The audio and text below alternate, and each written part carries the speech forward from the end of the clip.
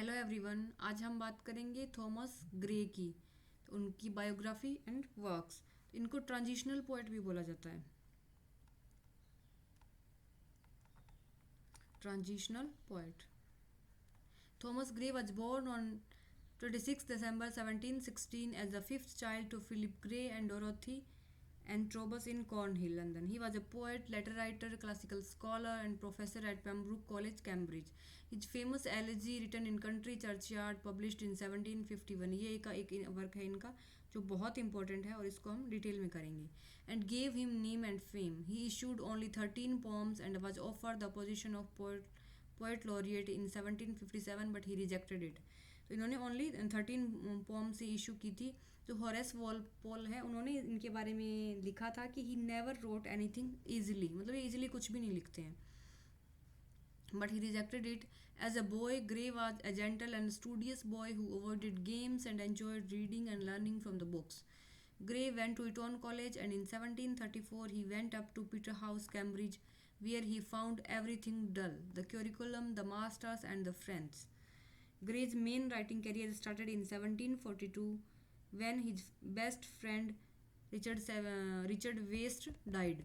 तो ग्रे का जो मेन राइटिंग करियर था वो रिचर्ड वेस्ट की डेथ पे हुआ, जो इनके बहुत अच्छे फ्रेंड थे. इन्हीं के एक तरह से डेडिकेटेड है elegy written in country churchyard में. He became one of the most learned men of his time. He remained as a scholar in Cambridge, and in the later part of his life he started travelling. He is one of the best known members of graveyard poets. Graveyard poets कौन होते हैं? जो death पे लिखते हैं, mortality पे लिखते हैं जिनके वर्क में. Of the late 18th century, his major famous on the poem was Death, Morality and Sublimity of the Death. His masterpiece is the elegy written in Country Churchyard, written in 1742 and published in 1751. तो 1742 में जब इनके friend की death हुई थी तो तब उन्होंने लिखना शुरू किया था और पब्लिश हुई थी 1751 में. It is one of the most famous and often quoted poem in English literature.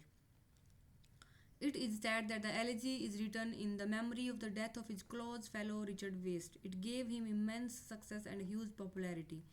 This poem celebrates the humble life of villagers, and the novelty of the poem lies in the treatment of the same theme of generous death in a different manner. He mourned for the death of all the average men and the poet himself. Gray also penned light verse, including ode on the death of a favorite cat drawn in a tub of goldfish. तो ये इनका work है, odd है ये इनकी. Ode on the death of favourite cat, एक cat जो डूब गई थी. Drowned in a tub of gold fish, a mock elegy concerning Horace Walpole's cat. तो ये कैट किसकी थी? होरेस वॉलपोल की. Some of his best known poems are ode on the spring, sonnet on the death of mister Richard West, hymn to adversity, and ode on a distant prospect of Eton College. Gray considered the progress of poesy and the bard as his best work. तो grey अपने जो the progress of poesy और दो ये जो है the board, तो board क्या है? एक पिंडारिक ओड है. पिंडारिक ओड इनको अपना बेस्ट वर्क मानते हैं. As his best works, Gray has the ability of sharp observation and playful sense of humour. He is popular for his phrase where ignorance is bliss, it's folly to be wise. तो ये important है, ये आपको ध्यान में होना चाहिए. पूछा जाता है कि ये लाइन कौन से वर्क से है या कौन से राइटर की है. Where ignorance is bliss, it's folly to be wise. During his free time, Gray travelled extensively to places such as Yorkshire, Derbyshire, Scotland, and especially the Lake District in search of striking landscape and ancient monuments. In the last part of his life, he kept himself busy in the studies of Celtic and Scandinavian ancient times and became gradually introverted. At the age of 55 in 1771, he died and was buried in the country churchyard at Stoke Buckinghamshire, celebrated in elegy. तो ये जो इनकी elegy है वो country churchyard में लिखी हुई है एक तरह से.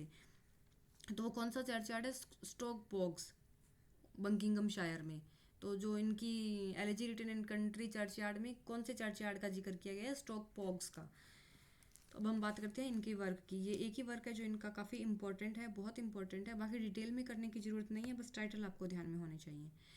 Gray's elegy, written in a country churchyard, presents the omniscient speaker who talks to the reader.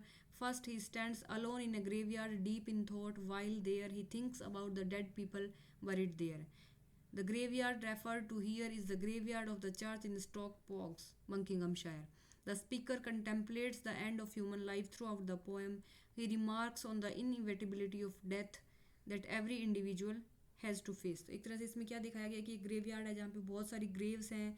उसमें पता नहीं है कि गरीब है अमीर है, कोई कितना फेमस है क्या है, सब उस कबर में लेटे हुए हैं.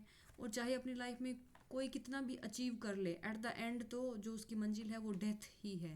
मतलब कुछ भी आप कितने भी फेमस हो जाएं, कितने भी पैसे कमा लें, नेम फेम कुछ भी हो, लेकिन आप डेथ को अवॉइड नहीं कर सकते. तो अभी इसकी समरी करते हैं स्टेंजा बाय स्टेंजा. तो स्टेंजा 1 to 4 में क्या होता है? The first 4 stanza at the scene, it is the end of the day when the church bell rings the curfew, the cattle in the pasture are getting sleepy and the plowman is heading home. Darkness falls, the only sound are the buzz of a flying beetle, the drowsy ticklings of distant cowbells. तो रात का scene है और मतलब अंधेरा हो रहा है, उस टाइम की बात हो रही है. Of distant cow bells and the hooting of an owl under the trees, the speaker can see the mounts of graves where the village forefathers sleeps. तो इसमें जिस विलेज की बात की गई है उस विलेज का नाम है हैम्पटन विलेज. तो विलेज का नाम आपको याद होना चाहिए, Hampton village. Stanza 5 to 11. In the next 7 stanza, the speaker contemplates the dead. In life, they were ordinary people, obscure and poor, but their work was useful and they enjoyed simple things. Yet, simple as they were, those lives are no more. The speaker reminds the ambitious, the grand, the wealthy, the powerful, and the revered that death comes to all. तो एक तरह से चाहे simple लोग simple thinking वाले हो या कुछ एम्बिशियस ग्रैंड या वेल्दी लोग हो, पावरफुल हो, एट द एंड डेथ तो सबको आनी है. The paths of glory lead but to the grave. No matter what honors a person has achieved in life, those honors will not prevent death. तो कुछ फ़र्क नहीं पड़ता है कि किसने कितना ऑनर अचीव किया है. Those honors will not prevent, वो जो भी ऑनर है वो डेथ से आपको नहीं बचा सकते. Stanza 12 to 19. The next 8 stanzas suggest that people might have lived great lives under other circumstances, despite the celestial fire in their heart or their talent for leadership or music. Lack of education and poverty kept them from realizing their potential. In the same way, their circumstances prevented them from committing great atrocities or bringing great shame on themselves. Instead, they lived far from the madding crowd's ignoble strife. तो ये जो far from the madding crowd है, ये Thomas Hardy का work है. Thomas Hardy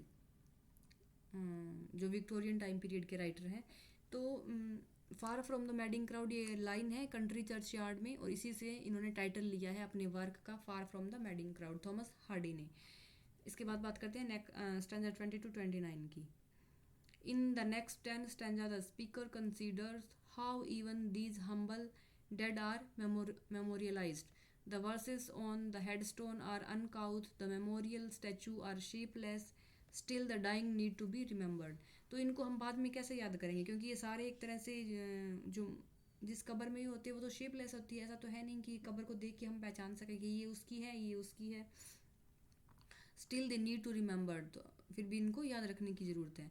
addressing himself as you, the speaker speculates on how he might be remembered if he lay here among the dead.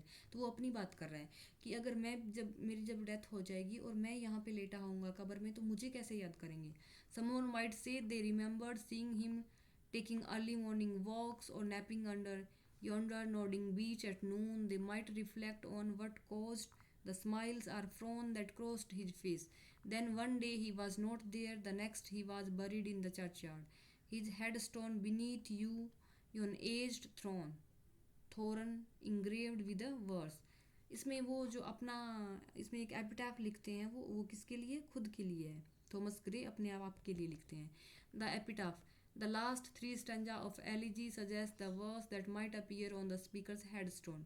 It describes him as a poor, unknown youth who tended to melancholy.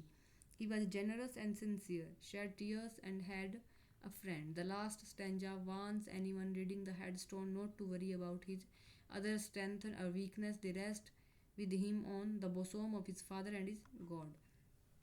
तो ये summary complete हो गई है, Thomas Gray complete हो गए हैं, और उनका जो इंपॉर्टेंट वर्क है the elegy written in country churchyard 1751 में आया था ये वर्क, और इनके जो फ्रेंड थे रिचर्ड सेवेज, उनकी डेथ पे लिखा गया था।